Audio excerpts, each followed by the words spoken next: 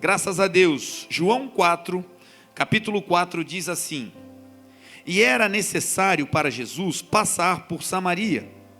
Assim chegou a uma cidade de Samaria chamada Sicar, perto das terras que Jacó dera ao seu filho José. Havia ali um poço de Jacó. Jesus, cansado da viagem, sentou-se à beira do poço. E isto se deu por volta do meio-dia. Em algumas traduções aí pode dizer por volta da hora sexta. Nisso veio uma mulher samaritana tirar água. E disse-lhe Jesus: Dê-me um pouco de água. Em outras traduções, dê-me de beber. E os discípulos haviam ido à cidade para comprar comida. A mulher samaritana lhe perguntou: Como o Senhor, sendo judeu, pede a mim, uma samaritana, uma mulher samaritana, água para beber? Pois os judeus não se dão bem com os samaritanos. E Jesus lhe respondeu: Se você conhecesse o dom de Deus e quem está te pedindo água, você lhe teria pedido e ele lhe daria de beber água viva. E a mulher disse: Senhor, você não tem como tirar a água e o poço é profundo. De onde o Senhor pode conseguir essa água viva? Acaso o Senhor é maior do que o nosso pai Jacó, que nos deu desse poço, do qual ele mesmo bebeu, e com ele também os seus filhos e o seu gado? Jesus respondeu: Quem beber desta água terá sede outra vez, mas quem beber da água que eu lhe der, nunca mais terá sede. Ao contrário, a água que eu lhe der se tornará nele uma fonte de água a jorrar para a vida eterna. A mulher disse: Senhor, dá-me dessa água, para que eu não tenha mais sede, nem precise voltar aqui para tirar água. E ele lhe disse: Vá, chame o seu marido e volte. E ela disse: Não tenho marido. Respondeu ela, e disse-lhe Jesus: Você falou corretamente. Em outras traduções, você disse a verdade, dizendo que não tem marido. De fato, você já teve 5, e o homem com quem agora você vive não é seu marido. O que você acabou de dizer é verdade. E disse a mulher: Senhor, vejo que és profeta. Oremos. Pai, muito obrigado, Senhor, pela tua palavra. Obrigado, Senhor, pela oportunidade de mais uma vez nos assentarmos para ouvir a tua voz. Senhor, fala conosco, assim como um pastor que conduz as suas ovelhas para um lugar de expansão, de crescimento, que nos tira, Senhor, para fora do aprisco, nos chamando a cada um de nós pelo seu próprio nome, porque o Senhor conhece as suas ovelhas, e o Senhor chama elas pelo nome, e as suas ovelhas reconhecem a voz do seu pastor, e seguem o seu pastor. Senhor, Tu és o pastor da igreja, Tu és o pastor das nossas almas, Tu és, Senhor, aquele que nos guia por veredas de justiça, por caminhos de verdade. Então, Senhor, que essa seja uma noite de um encontro, e que todos nós possamos sair daqui melhorados, aprimorados e mais parecidos com Teu Filho Jesus. Ajuda-me, Senhor, a ser um ministro simples, sincero da Tua mensagem, apenas um transmissor, Senhor, da Tua mensagem. Que todos nós diminuamos e que o Senhor cresça. Que o Senhor seja o que deve sempre ser, o centro, o primeiro, o alfa, o ômega, o princípio e o fim de todas as coisas. A Ti, Jesus, e somente a Ti, juntos nós Te damos toda a honra, toda a glória e todo o louvor, em nome de Jesus. Amém. Irmãos, nessa rotina, né, que nós tivemos agora esse final de semana, em alguns momentos ali no evento eu estava caminhando, né, pela praça e vendo tudo que o Senhor estava fazendo, tudo que Deus estava se movendo e realizando no meio do povo, com as pessoas. Foi algo tão lindo, tão extraordinário. E ali naquele dia, né, no momento do evento, eu estava agradecendo ao Senhor e com o coração alegre, o coração cheio, porque eu estava ali vendo materializada coisas que desde que nós começamos a nossa vida missionária, Eu e a Grazi, nós estamos, né, na vida itinerante já há muitos anos. E depois de ter esse ministério de pregar em várias igrejas, vários lugares, o Senhor nos aumentou o encargo, nos fazendo ir a cidades não apenas para pregar e voltar para casa, mas para passar ali uma temporada. O Senhor nos constituiu como plantadores da sua igreja. Então nós ficávamos ali uma temporada, vivíamos ali, conhecíamos aquela cultura, aquele povo, estabelecíamos, né, treinávamos uma liderança, e quando as coisas estavam já engatinhando, dando certo, nós saíamos daquele lugar, soprados, né, pelo Espírito de Deus, e íamos para uma nova cidade, recomeçar esse trabalho de plantio, de semeadura. E isso aconteceu por vários anos, em várias cidades, em alguns lugares até fora do país. E sempre que nós estávamos nesse trabalho, nós, com esse viés missionário que o Senhor nos deu, nós sempre tínhamos esse apelo de ir às ruas e de evangelizar.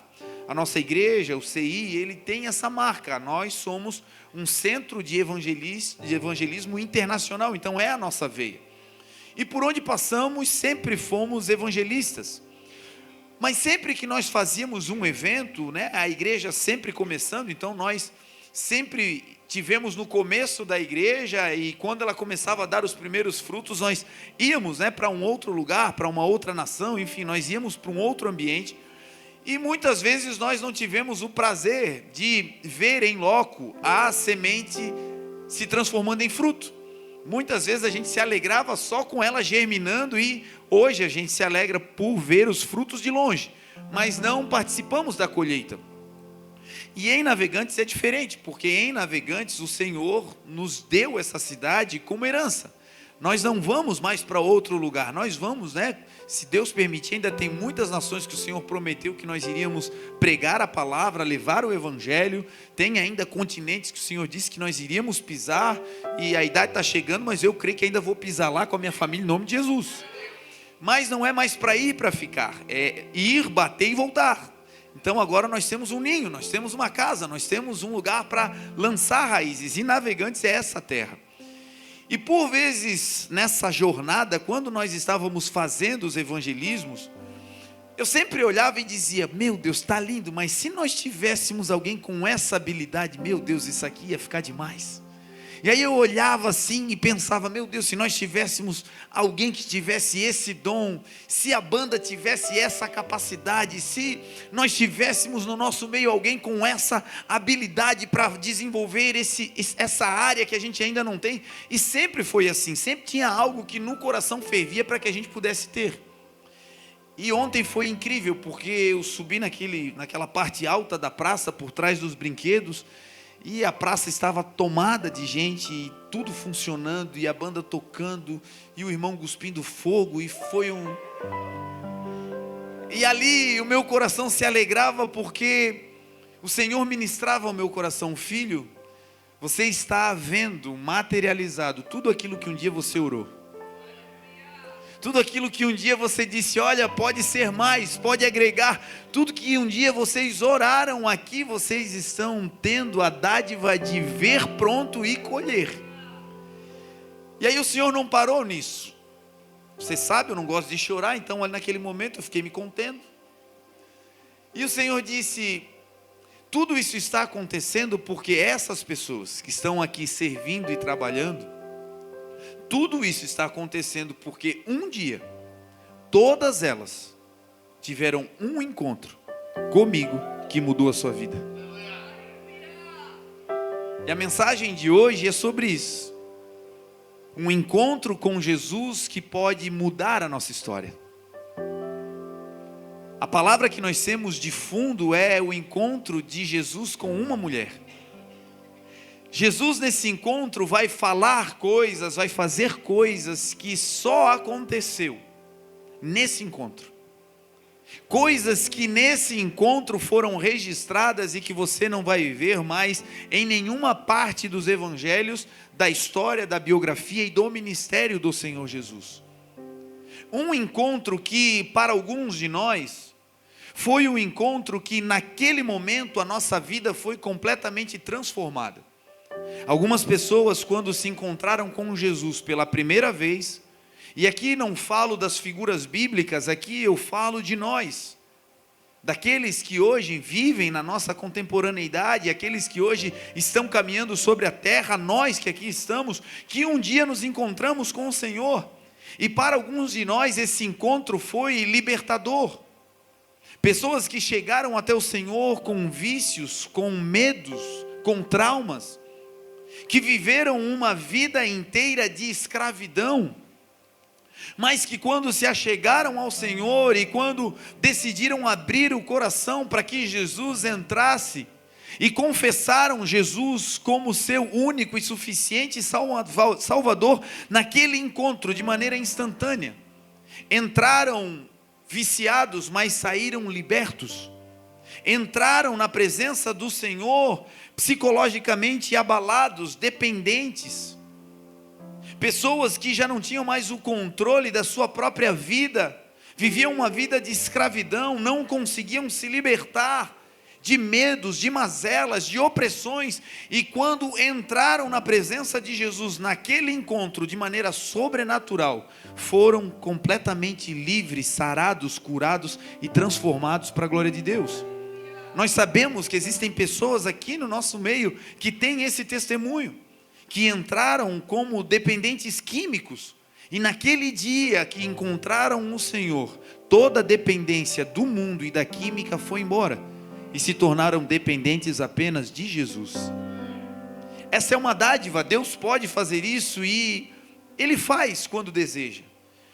Mas também é verdade que algumas pessoas entraram na presença do Senhor, tiveram um encontro com Ele, mas um espinho na carne ainda permaneceu. Tiveram a sua vida salvas e sabem que quando partirem desse momento, dessa fase que nós chamamos de existência, essas pessoas vão para a glória, vão com o Senhor, estão em Cristo. Mas muitos de nós, depois daquele primeiro encontro, ainda carregamos mazelas. Somos salvos, temos a garantia de que um dia o Senhor nos entregará a coroa da vida, a qual Ele prometeu a todos aqueles que amam a sua vinda. Vamos voar com o Senhor nos ares e nos encontrarmos com Ele quando a última trombeta soar, mas até lá ainda estamos vivendo um processo. Somos salvos, encontramos o Senhor, mas ainda temos, alguns de nós, áreas de debilidade, áreas de dependência, zonas da nossa vida em que ainda precisamos de aprimoramento, de aperfeiçoamento. E a palavra do Senhor, ela é clara quando ela faz uma explicação. Quando a palavra de Deus, ela vai fazer a tipologia, vai descrever o que é um dom, uma habilidade e o que é o caráter de Cristo. Algumas pessoas naquele dia foram saradas plenamente e algumas pessoas já ali tiveram os seus dons despertados. Porque é possível que em um encontro você receba um dom de Deus. É possível que hoje, aqui à noite, enquanto essa palavra está sendo ministrada, se Deus desejar fazer, Ele pode te entregar de maneira sobrenatural um dom que você não tem. E você sair daqui portando esse dom e fluindo nesse dom de maneira sobrenatural, que o Senhor te dá liberalmente, de maneira instantânea. A palavra do Senhor diz que nós devemos buscar os melhores dons, que Deus dá liberalmente de acordo com a sua própria vontade. Dom é algo que Ele dá e é irrevogável. Dom é algo que podemos receber de uma hora para outra. Existem pessoas que hoje aqui podem sair falando um novo idioma, assim como aconteceu na casa de Cornélio, aquele centurião, aonde Pedro entra e começa a pregar sobre Jesus, começa a falar sobre quem Jesus era, e o ambiente não era um ambiente propício para a pregação do Evangelho. Pedro tem que ir a uma cidade onde os judeus nem passavam perto, uma cidade que era dominada pela cultura romana, pela promiscuidade, um lugar que os judeus passavam longe, e lá habitava então esse homem, Cornélio. Pedro vai ser enviado àquela casa, e ele mesmo não deseja nem ir. Ele diz: Senhor, ele tem uma visão em Jope, e ele vê um lençol descendo com vários animais, e Deus dizendo para ele: mata e come, Pedro. E ele olha ali, e tem vários animais que para os judeus eram considerados impuros, e ele diz: Senhor, eu não vou comer, porque não vai entrar nada impuro na minha boca. Então Deus diz a ele: Pedro, não considere impuro aquilo que eu já purifiquei. Não era sobre comida que Deus estava falando com Pedro, mas era sobre evangelizar a todas as pessoas, e não apenas aos judeus. E depois que aquela visão desaparece, ele então recebe uma instrução dizendo: pessoas vão vir até aqui para te chamar, para você ir até Cesareia Marítima, onde você vai lá e vai pregar para um centurião.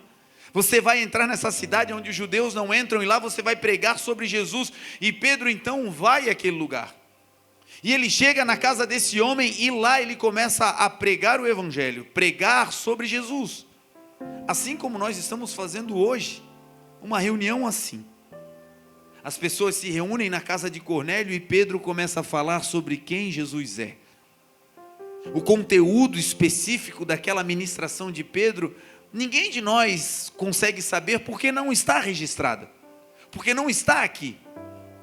Mas nós podemos conjecturar que Pedro começou a dizer: olha, um dia eu estava pescando. Eu achava que eu iria ser um pescador, eu tinha uma empresa, e eu estava vivendo um dia caótico, até que passou um homem pela praia. E esse homem passou, e não apenas passou, mas decidiu parar e entrar no meu barco. E no dia em que esse homem entrou no meu barco, ele olhou nos meus olhos e disse: Pedro, afaste o teu barco um pouco da praia. E eu estava cansado, lavando as redes, passei uma noite inteira sem pegar nada, e aquele homem então entrou no meu barco. E quando ele entrou no meu barco, eu senti algo diferente no meu coração. Quando ele entrou no meu barco, a atmosfera daquela praia mudou. E de dentro do meu barco, ele começou a pregar para uma multidão, e eu comecei a ver sinais, milagres e maravilhas que aconteciam enquanto aquele homem falava. Porque ele mesmo lá na frente vai dizer: não convém nós obedecermos aos homens, mas nós devemos obedecer ao Senhor. E aqueles que foram tentar prender Jesus completaram dizendo: ninguém prega como Jesus prega, ninguém fala como esse homem fala, porque quando ele fala não é apenas instrução, quando ele fala, coisas acontecem. E Pedro talvez foi dizendo: um dia eu estava triste, eu e meus amigos estávamos ali aos pés do Monte Tabor, tínhamos vindo de uma perseguição, então Jesus nos escolheu, a mim e outros 2 amigos, para subir o monte. E vocês não sabem que à medida que nós íamos subindo o monte, nós começamos a olhar as vestes de Jesus, e ele caminhando, subindo na nossa frente, e de repente as suas vestes começaram a brilhar. E quando nós nos demos por conta, ele virou para nós, e os seus olhos, nos seus olhos haviam chamas de fogo.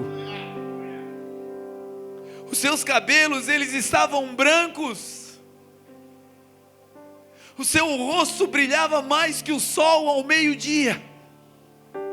Então toda a minha tristeza e frustração foi embora, e nós então ouvimos uma voz que veio do céu. E aquela voz disse: esse é o meu filho amado, a ele vocês devem ouvir. Quem sabe tantas outras coisas Pedro pregou na casa de Cornélio, falando sobre o seu amigo Jesus. E enquanto ele pregava, de repente, não teve um aviso, não teve uma palavra preparatória para dizer: olha, se arrumem aí porque algo vai acontecer. Não, todos estavam assentados ouvindo a palavra, e do nada, na especialidade de Jesus, ele gosta de fazer surpresas ao seu povo. Do nada a palavra diz que o Espírito de Deus desce sobre todos naquela casa. Todos aqueles que eram considerados impuros, improváveis, recebem agora o Espírito Santo de Deus, e instantaneamente Deus lhes dá ali um dom. Eles começam a falar em novas línguas. Eles começam a falar das grandezas de Deus em uma língua, em um idioma que eles não conheciam, era o idioma celestial. Dom, uma habilidade que Deus dá na hora, e deu para aqueles homens, para aquelas pessoas, de repente. Existem pessoas que nessa reunião podem sair daqui carregando um dom de cura. Curar é um dom. Deus pode hoje liberar sobre alguns de nós, se Ele desejar, uma habilidade celestial para tirar das pessoas o sofrimento da enfermidade. Todos nós podemos fluir nesses dons, mas existem pessoas que carregam esse dom de maneira específica. Agora, o dom, ele é muito diferente do caráter. Dom é uma habilidade que você recebe de Deus, que é irrevogável, que vai te facilitar, que vai te habilitar para a realização de uma demanda. Agora, esse dom, ele pode ser exercido sem o caráter de Deus.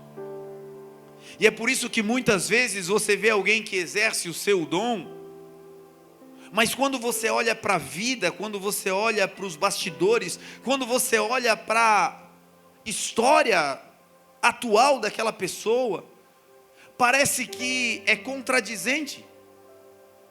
Um dom se manifesta, sinais acontecem, mas os bastidores não revelam a glória de Deus.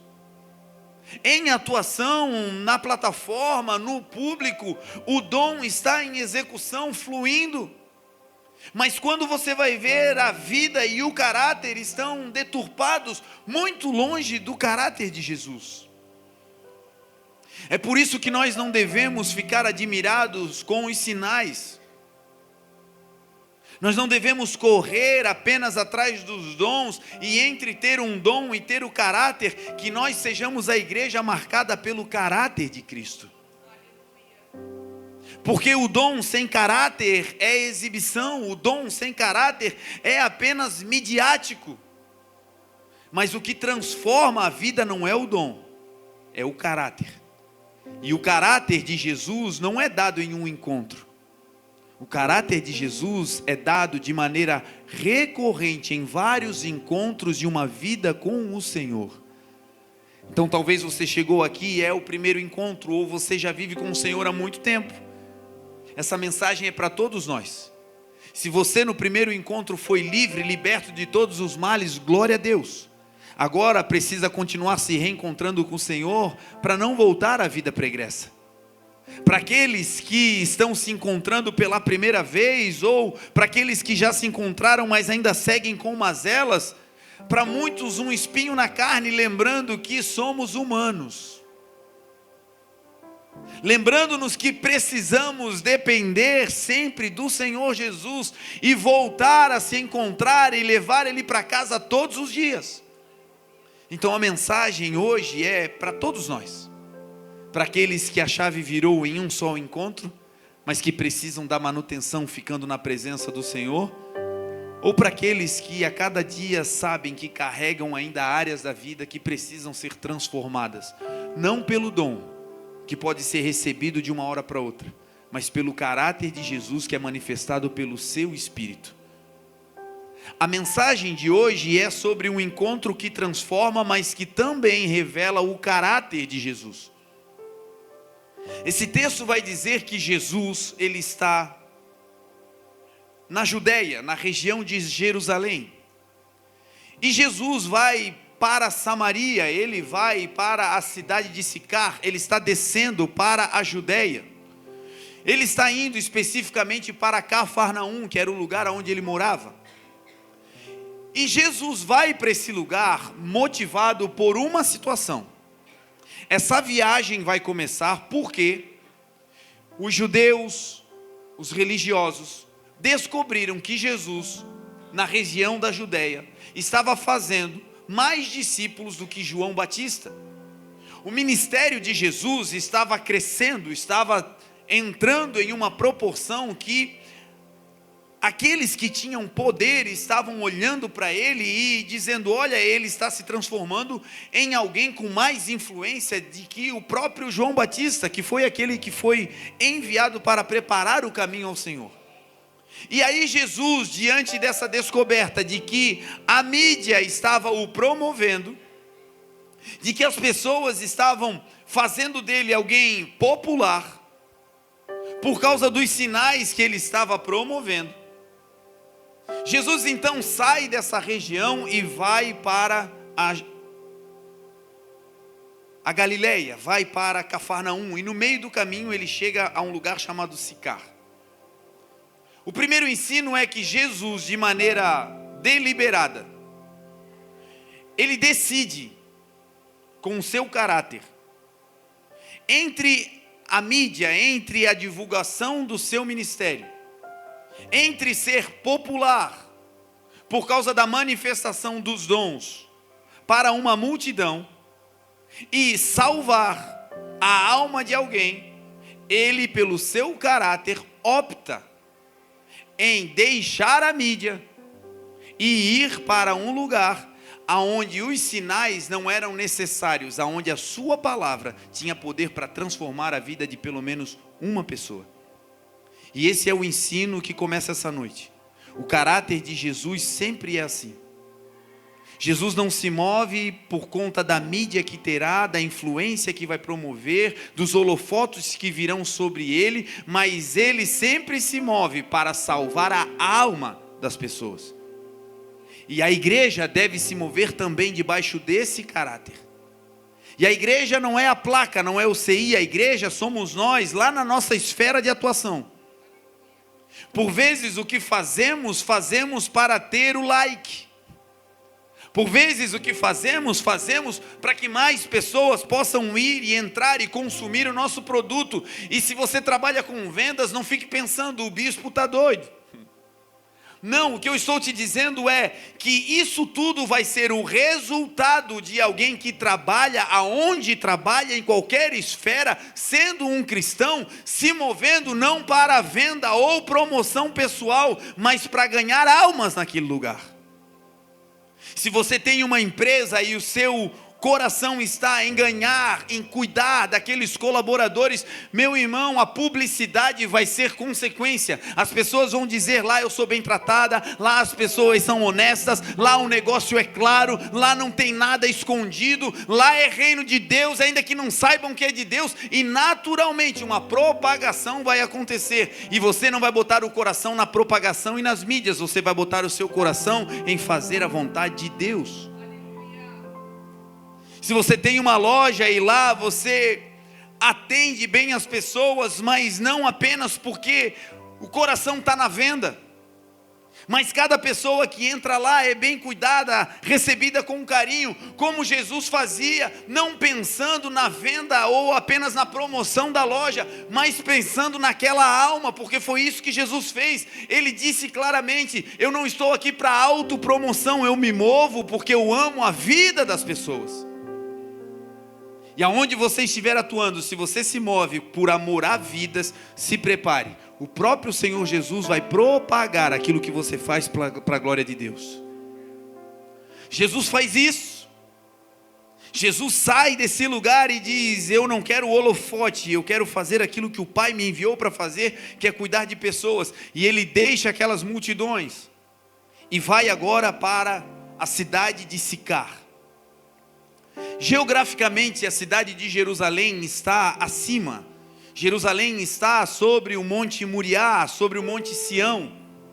E a região da Galileia é litorânea. Então, de maneira geográfica, Jesus vai fazer um caminho que é de declínio. Ele vai sair de um lugar alto que é Jerusalém e vai começar a descer. Vai descer até chegar a essa cidade que se chama Sicar, Siquém. Um grande encontro vai acontecer ali, uma mulher será salva, e essa mulher vai ganhar toda uma cidade. Ela chega na presença de Jesus como alguém sem credibilidade alguma, Mas no final desse encontro, Jesus vai dar a ela uma capacidade de evangelizar que ninguém naquela aldeia tinha tido ou experimentado até aquele momento. E essa mulher que sai descredibilizada, depois desse encontro, ela volta como uma evangelista. E toda aquela cidade sai para conhecer quem Jesus é. Agora isso tudo só acontece porque Jesus começa uma viagem que não é de ascensão. Porque quando a viagem é para subir, a gente adora. Quando a viagem é para um aumento salarial, quando é para ganhar algo, quando é para sair de um lugar raso e ir para um lugar mais alto de evidência, todos nós desejamos. E aí Jesus ensina que ele não apenas não se move pela mídia, mas por amor a uma alma, e agora ele também ensina que a viagem que ele fez para nos salvar não foi uma viagem de ascensão, de subida. A viagem que ele fez para nos salvar foi uma viagem de declínio, de perda, de esvaziar-se. Filipenses 2,5 vai dizer: de sorte que haja entre vós o mesmo sentimento que houve em Cristo Jesus, o qual, sendo Deus, Jesus era Deus, estava com Deus, mas não achou que ser igual a Deus era algo que ele devia apegar-se. Pelo contrário, esvaziou-se a si mesmo. Estava na glória e se esvaziou. Para quê? Para poder entrar no nosso mundinho. Jesus, como construtor do universo, fisicamente não teria como entrar aqui nesse mundinho que ele criou. O Criador sempre é muito maior do que a sua criação. Então ele se esvazia, ele se apequena. Se apequena ao ponto de se transformar em uma semente e ser introjetado no ventre de uma mulher. O Criador do universo se esvazia ao ponto de se transformar em um pequeno embrião. E tudo isso é uma viagem de declínio. Deixou a sua glória, estava sentado à direita de Deus Pai Todo-Poderoso, esvaziou-se a si mesmo e desceu. Então o Verbo se fez carne e habitou entre nós, e nós vimos a sua glória, como a glória do unigênito do Pai, cheio de graça e de verdade. A lei foi dada por Moisés, mas a graça e a verdade vieram por Jesus Cristo. E a viagem não foi de ascensão, foi de queda. E porque ele desceu, nós hoje temos o cartão de ingresso, de embarque, para subir. Porque ele se esvaziou, nós estamos sendo cheios. Porque ele perdeu, nós estamos ganhando. E um dia, quando a última trombeta soar, aí sim nós faremos uma viagem que será para cima. Mas até lá, é de Jerusalém para Sicar. Até lá é uma viagem de deixar o conforto, de deixar o luxo, não que você não possa ter, mas não se apegar a isso e descer. O maior sirva aquele que quer ser o maior entre vocês é aquele que deve servir a todos. Jesus desce, e quando ele chega nessa cidade, então ele para no poço. O texto vai dizer que essa cidade é a cidade de Sicar. A cidade de Sicar, ela é conhecida também como a cidade do poço de Jacó. No original, Sicar é conhecida como Siquém. E no grego, a raiz etimológica da palavra Siquém significa embriagado. Jesus sai de Jerusalém, do centro profético. Jesus sai desse lugar e vai descendo, e agora ele vai para uma região que é um lugar conhecido por pessoas que vivem embriagadas. O que a embriaguez promove em nós? O que alguém embriagado perde?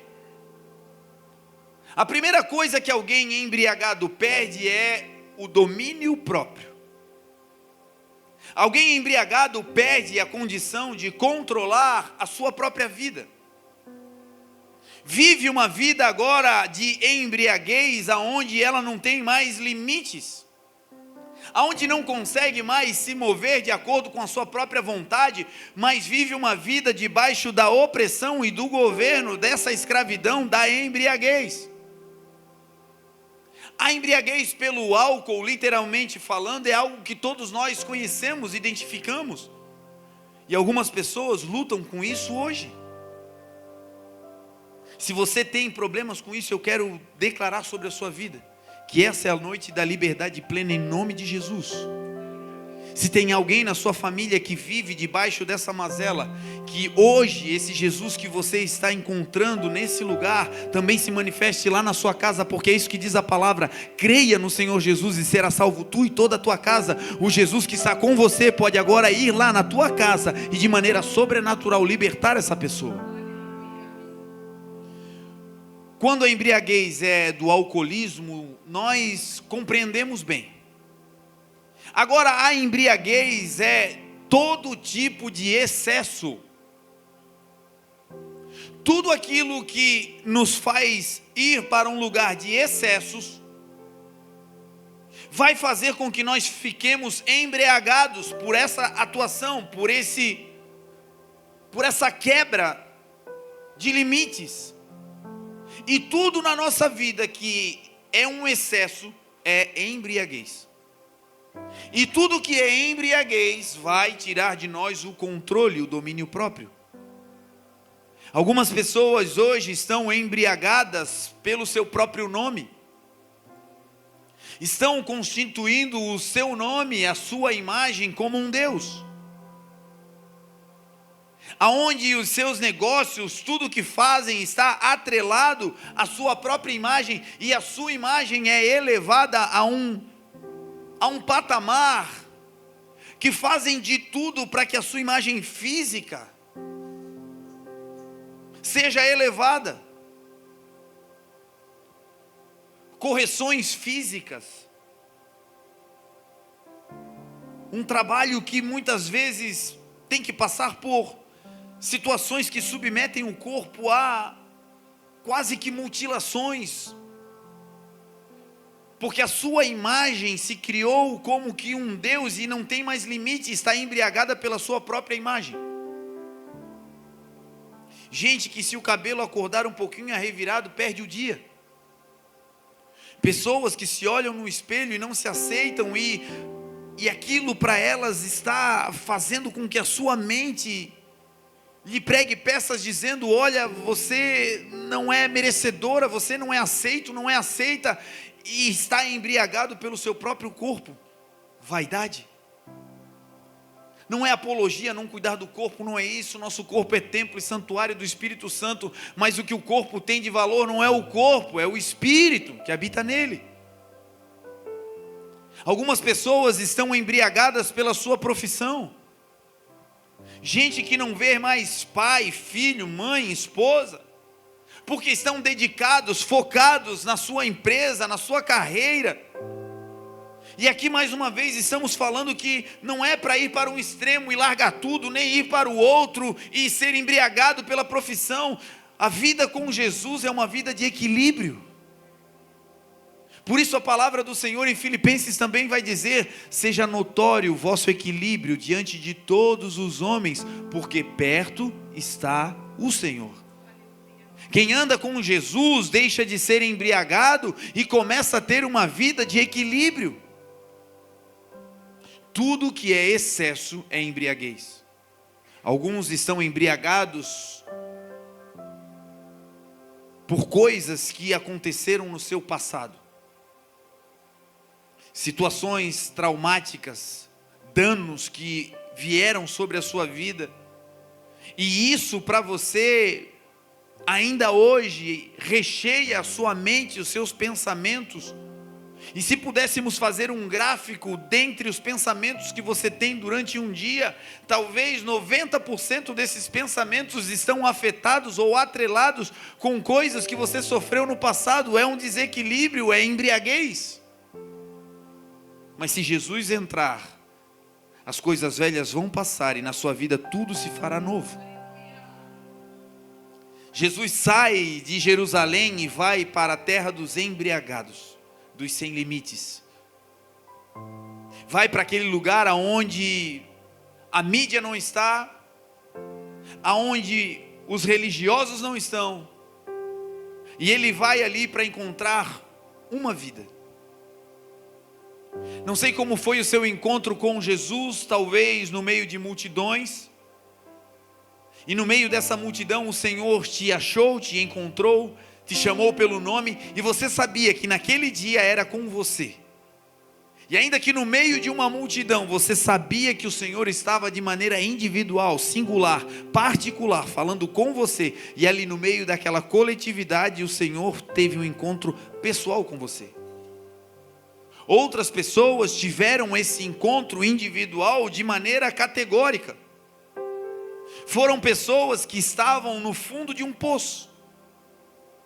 Gente que estava abandonada, deixada de lado. Pessoas que pelas suas próprias atitudes perderam família, perderam amigos, perderam relacionamentos, pela sua própria insensatez, pela dureza do seu coração, foram perdendo tudo pelo meio do caminho. E quando ninguém mais humanamente podia te estender a mão,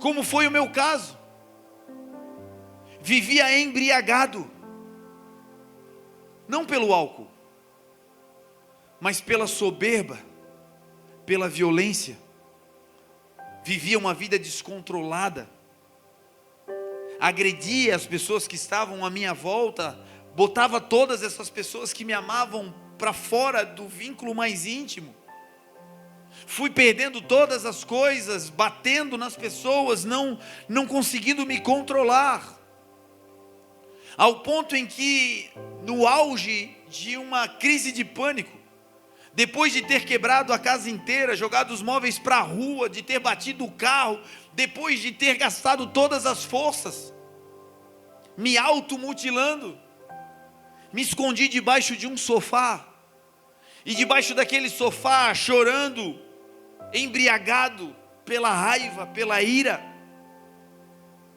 comecei a escutar uma voz que me dizia: não adianta você buscar ajuda, tentar ligar para alguém, porque ninguém vai te receber, você afastou todo mundo. E eu me lembro que essa voz era sim a voz do inimigo falando para mim uma meia verdade, porque naquele dia eu estava sozinho, no olho daquele furacão, debaixo daquele sofá, e eu pegava o celular e eu via os nomes na lista, e aquilo que o inimigo dizia era uma verdade, porque eu tinha brigado com aquelas pessoas e elas não iriam me atender. Só que não era toda a verdade. Os homens podiam não me atender, mas Jesus ia me buscar naquele dia. E assim foi com a maioria de nós. Quando a humanidade já não podia fazer nada, quando a medicina já não tinha mais jeito, quando a psicanálise já não tinha mais jeito, quando a nossa mente já não podia mais se autocontrolar, quando nós estávamos plenamente embriagados, então raiou a luz. A luz resplandece nas trevas, diz a palavra, e as trevas não podem vencer a luz. E houve um dia para todos nós que a luz raiou. E essa luz atende pelo nome de Jesus, o Cristo. Jesus deixa uma multidão e vai se encontrar na terra dos embriagados com uma mulher. O texto vai dizer que esse encontro acontece ao meio-dia. Jesus vai fazer uma viagem que na época dele durava cerca de 5 dias. No meio do deserto, tinha que sair bem cedo, parar perto das 10 horas da manhã, e depois retomar a caminhada por volta das 7, 8 horas da noite, caminhar mais um pouco e depois também se abrigar por causa do frio do deserto. Uma semana quase de uma viagem. E o texto diz que quando Jesus chega nesse lugar, ele está fisicamente cansado. Jesus cansado da viagem, cansado do caminho, cansado. ele chega ao poço de Jacó e se assenta no poço. Jesus se assenta nesse poço para descansar. Jesus se assenta nesse poço para recobrar as energias. Enquanto Jesus se assenta, os discípulos entram na cidade para comprar alimentos, fisicamente desgastado e com fome. E enquanto ele está ali, sem beber água, sem comer pão, sem descansar, porque tinha acabado de chegar, junto com ele chega uma mulher. E essa mulher agora que chega, ela precisa de muita ajuda. Essa mulher agora precisa de uma ministração que vá mais do que entrar na sua mente. Ela precisa de uma ministração que perpasse a barreira do entendimento e entre no espírito, que sare e mude o seu espírito para transformar a sua vida. Essa mulher não precisaria apenas de um ensino de comportamento, não. Essa mulher precisaria de um ato profético profundo da parte de Jesus. Essa mulher vai precisar de uma ministração que Jesus vai fazer com ela, que abrange temas profundos. Mas Jesus está cansado. E aí vem mais um ensino. Nesse encontro com essa mulher, Jesus nos ensina que o cansaço, para quem tem o caráter de Jesus, nunca vai poder paralisar o teu chamado. Ontem na praça nós vivemos isso literalmente. Fisicamente cansados, mas um sorriso no rosto, um abraço que ferve, e sempre que alguém tinha uma demanda, tinha alguém com um sorriso para dizer: olha, o que você precisa? Chegamos na igreja e a vontade era desmaiar, pegar uma parede dessa, se encostar, dormir em pé. Mas para onde a gente olhava tinha movimento, para onde nós olhávamos tinham pessoas fazendo algo. Alguns motivados pelo churrasco que até não teve, mas também, né, cada um. Um irmão disse: pastor, eu acho que o pessoal achou que o senhor disse que ia ter só para motivar a galera. Capaz que eu ia fazer um negócio desse. Alguns desconfiaram, né? Óbvio que não. Esse churrasco vai sair em nome de Jesus. Amém? Diz um amém aí. Amém. Aleluia. Mas o que nós vimos ali? Pessoas que estavam cansadas, mas que porque carregam o Espírito do Senhor, o cansaço não conseguiu paralisar a execução do dom, do chamado. E isso não é apenas para o movimento da igreja, esse é o Espírito de Jesus em mim e em você. No momento de cansaço, lá no teu trabalho, coisas extraordinárias vão acontecer através da sua vida naquele lugar, porque Deus vai renovar as tuas forças. A palavra do Senhor diz que Deus é aquele que dá força ao cansado e multiplica as forças daquele que já não tem mais nenhum vigor. Jesus chega cansado no poço, mas quando aquela mulher sedenta chega, ele se renova para começar a exercer aquilo que o Pai o chamou para ser. E mais, o outro ensino é: no meio do cansaço, não abra mão da excelência. Vai estar cansado, vai fazer, não, mas não vai ser de qualquer jeito, porque nós somos filhos de Deus, e o filho faz o que vê o pai fazendo. Jesus cansado vai dar uma das ministrações mais incríveis.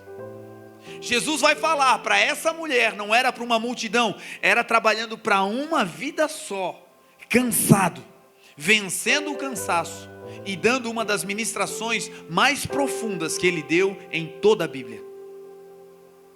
Essa mulher vai falar com Jesus e vai dizer: Senhor, como sendo eu mulher samaritana, tu falas comigo? Aquela mulher via uma barreira, aquela mulher via culturalmente uma impossibilidade de Jesus falar com ela. E Jesus então vai destruir essa barreira dizendo àquela mulher: mulher, dá-me de beber. Jesus começa a primeira parte da ministração com ela dizendo: olha, eu posso te dar tudo, mas antes é necessário que você comece me dando o teu coração. Eu posso transformar a tua vida, mas antes de eu começar a fazer, eu preciso que você me dê algo: a tua atenção. Se você abrir o coração, eu mudo a tua história. O texto segue e Jesus vai dizer a ela: mulher, então vai agora e chama o teu marido. Jesus sabia que ela não tinha marido. Jesus agora vai falar sobre dependência emocional. Jesus agora vai falar com ela das suas emoções. Vai tocar em uma área em que ela estava extremamente frustrada e ferida. E Jesus vai dizer: olha, mulher, chame o teu marido. Jesus não diz: eu sei que você teve 5 homens e o que agora você tem não é seu. Não, ele não começa assim. Ele diz: vai lá e chama quem vive com você, o teu marido. E ela vai dizer: Senhor, eu não tenho marido. E aí Jesus vai dizer o quê? Jesus vai mostrar para ela, para curar as suas emoções, Jesus vai falar para ela sobre a verdade. Jesus vai enaltecer a verdade. Ele vai dizer: mulher, isso que você está dizendo é uma verdade. Porque qual era o problema emocional dela? Ela vivia uma vida de mentira. Ela vivia uma vida onde os relacionamentos que ela tinha era para aparentar uma falsa verdade, mas na verdade ela não tinha ninguém. E Jesus vai dizer: você reconheceu a verdade, mulher. Eu começo a curar as suas emoções a partir do momento que você compreende o que você está passando. É aqui que o antídoto para mudar a tua mente vai começar, reconhecendo o que você está passando. Ela estava embriagada e não sabia o que vivia, mas no encontro com Jesus, a sua mente voltou para a realidade. E Jesus vai fazer uma conta. Jesus vai categorizar dizendo: você teve 5 homens, e agora você está com um 6º homem, e tudo isso só te causou dano. Mas aqui agora no poço você está se encontrando com o 7º. 7 na Bíblia é a plenitude. 7 na Bíblia é a perfeição. 7 na Bíblia é aquilo que não precisa de melhorias. Jesus estava dizendo em uma conta: 5 você teve, o 6º não é seu, mas agora você está encontrando alguém que vai mudar a tua vida, sarar as suas feridas e transformar a tua vida para sempre. Nunca mais precisará de retoque. Porque quando nós encontramos aquele que é pleno e que é perfeito, ele muda a nossa história. A ministração de Jesus para essa mulher agora sai das suas emoções e vai para a área espiritual. Jesus não começa dizendo: mulher, adore assim, faça dessa maneira, não. Jesus olha para ela e identifica nela uma mulher sedenta. E ele começa com um tema que ela entende: está vindo buscar água, então me dê de beber. E depois que Jesus cura os seus traumas emocionais, ele vai para a parte de relacionamento, como quem diz: se você me tiver, você não vai mais precisar ser completada por ninguém, você já vai ser plena, e uma vez plena, você vai ter condições de viver abençoadamente, constituir uma família, porque você não vai ser dependente de ninguém, você vai depender de mim e viver uma vida plena. E depois disso, agora Jesus vai falar sobre o mundo espiritual. E essa mulher vai dizer: Senhor, os nossos pais dizem que é aqui nesse monte que se deve adorar, mas os judeus dizem que é lá em Jerusalém aonde devemos adorar, Senhor. Essa mulher era impura, essa mulher era uma samaritana, essa mulher tinha uma vida toda errada, ela jamais ia falar de Deus com um judeu. Mas agora sua mente está sendo transformada, o seu coração está sendo limpo, e agora ela revela que apesar de todo o dano e todo o trauma, ela amava a Deus, e ela queria saber: como é que eu agrado a Deus? Eu estou tendo essa vida toda errada, mas não é o meu desejo, é a minha alma. A minha alma vazia que clama pelo Pai. E eu não consigo falar isso com ninguém, mas agora que o Senhor está me libertando, me ensina. Eu não quero mais ter uma vida de aparências, eu quero saber aonde eu posso encontrar a Deus. Os nossos pais disseram que é nesse monte, vocês judeus dizem que é em Jerusalém. Senhor, me ensina. Ela não está mais preocupada com as coisas da terra, com a água natural, agora ela quer saber da água da vida. E tudo isso é em um encontro. Porque o encontro com Jesus sara, liberta, cura, transforma e nos dá sede de Deus. Jesus então vai ensinar essa mulher as coisas espirituais e vai dizer: chegará um tempo, mulher, e eu vou te dizer que esse tempo já chegou, em que os verdadeiros adoradores não adorarão aqui ou nem em um monte, mas adorarão ao Pai em espírito e em verdade. Porque esses são os que o Pai procura. Os verdadeiros adoradores adorarão em espírito e em verdade. E o coração dessa mulher incendeia. E agora, sabendo como adorar a Deus, ela é impulsionada a entrar na cidade.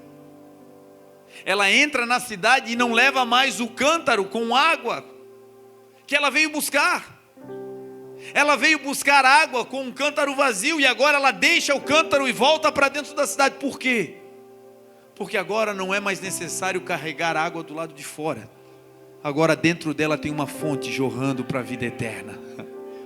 Pode andar num deserto, mas não tem mais sede. Ela sabe que ainda que as coisas aconteçam, que tenha tribulações, ela sabe, ainda que a figueira não floresça, ainda que a videira não dê o seu fruto, ainda que não haja animais no currais, todavia eu me alegrarei em ti, Senhor.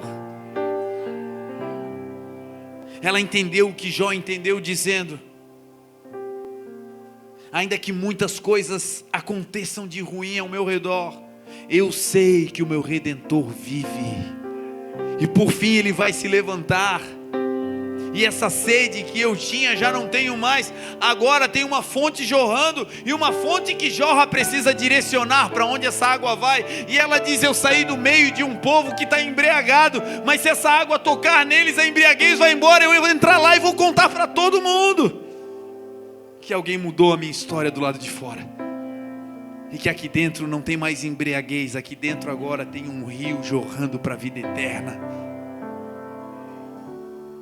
Por fim, Jesus vai ensinar essa mulher que de tudo que ela pode fazer, de tudo que ela pode receber, o mais especial que Jesus deu a ela naquele dia,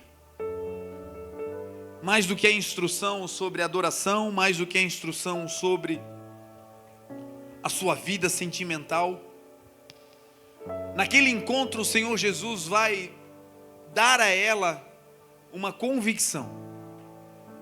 E a convicção que o Senhor vai dar a ela é que, ainda que ela estivesse em um momento da sua história completamente fora dos padrões, um momento de descontrole, um momento de situações gravíssimas, Deus, quando olhava para ela, não olhava como os homens olhavam.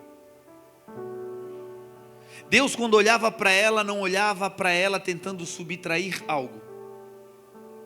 Não olhava com um olhar de condenação, de rótulo. Deus não é como nós, não é como os religiosos. Deus não olha para nós vendo em nós apenas os nossos erros, não. O Senhor, apesar dos nossos erros, olha para nós e busca o nosso coração. E o ensino que mudou a vida dela foi: ainda fazendo tudo de errado que eu fazia, o Senhor estava me amando. Não amava os meus erros, não amava o pecado, mas a mim como filha Ele me amava. E montou toda essa situação. Gente, era o Rei da Glória. Não era um evangelista, um missionário que foi lá dizer: Jesus te ama. Era o próprio Deus encarnado que largou tudo para se encontrar com ela. E é o mesmo Jesus que hoje larga tudo para entrar aqui em uma salinha com poucos irmãos para dizer eu te amo. E é o mesmo Jesus que vai conosco para casa. Que quando nós entramos no quarto e fechamos a porta, Ele entra conosco e lá no secreto Ele muda a nossa história e revela coisas que só Ele pode fazer. É o Jesus que hoje está aqui dizendo eu amo você. E o que você viveu nem se compara com aquilo que eu tenho para realizar na tua vida a partir desse encontro. Esse mês está na metade, nem chegou ainda. Mas a minha expectativa no Senhor é que coisas novas, extraordinárias ainda vão acontecer. Isso não é palavra motivacional, isso é o que a Bíblia diz. Aquilo que os teus olhos ainda não viram, aquilo que os teus ouvidos ainda não ouviram, e nem subiu ou penetrou no coração humano, é aquilo que Deus tem preparado. Existe um lugar para nós nos encontrarmos com Ele. E esse lugar é aqui, é agora. E uma vez que nos encontramos, Ele nunca mais nos deixa. Vamos sair daqui com a convicção: eu sou falho, eu sou fraco, tenho espinhos na carne, mas Deus me ama. E o amor do Senhor é aquele que cobre multidão de erros. Você crê nisso? Você crê nesse amor nessa noite? Se coloque de pé em nome de Jesus, vamos orar.